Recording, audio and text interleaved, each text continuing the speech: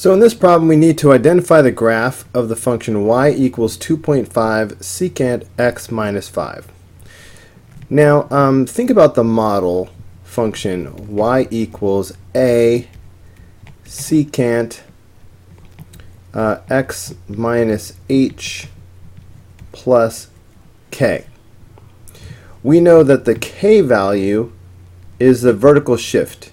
It tells us how far the graph is up or down. Okay, this graph has no k value. There's no number being added on or subtracted from the end. That means that there is no vertical shift. It's not moved up or down. That means that the midline of the graph, the middle, should still be the x-axis. 0, well, add 0. Look at this graph. The midline is somewhere in here. That's not the x-axis. So right away, I know this is not the answer. I don't even have to think about it. Same thing with this one. The midline, the middle of the graph, is somewhere through here. So that's not the x-axis. So that's not going to be the answer. Okay, this one, the midline does appear to be the x-axis, so I can't eliminate that yet. And same thing with this one. This seems to have the correct midline. But just at a glance, we've narrowed it down to these two options. Now, here again, at a glance, we should be able to choose between these two. And here's why. I'm hoping that you understand the basic way that we graph the secant function. Remember that secant is just the reciprocal of the cosine function.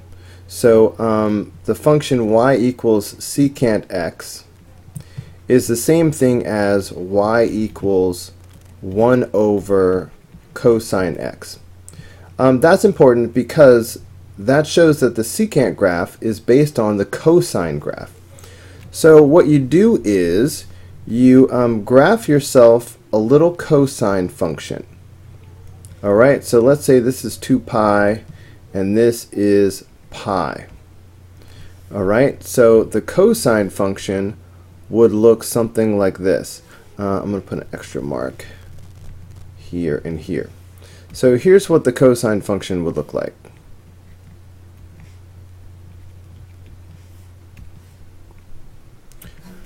It starts off at 1 and then it goes down to -1 and then it comes back up and back to its high point again. So that's cosine. Now, the way that, and if I could continue the cosine graph and it would continue like this and like this. The way that the secant graph works is that there will be a loop of the secant function moving off of the top of every hill. There will be a loop. So there'll be a secant loop here and here. Okay? And at the bottom of this little dip, there's going to be a downward facing loop. Okay? So if you had the cosine function, then the secant function is based off of that. The importance of that is, what about the amplitude?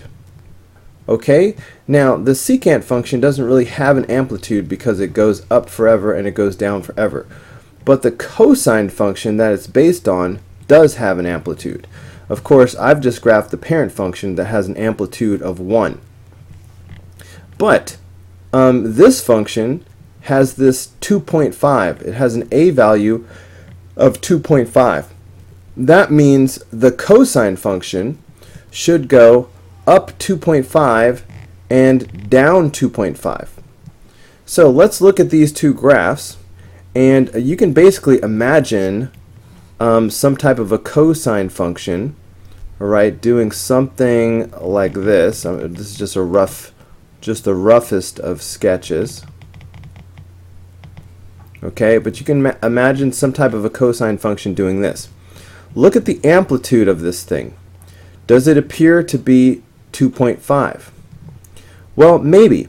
Okay, it seems to be maybe a little bit more than halfway, right, 2 would be like right in the middle, and this looks like a little bit more. This is possible. Let's look at the other one. Let's do the same thing.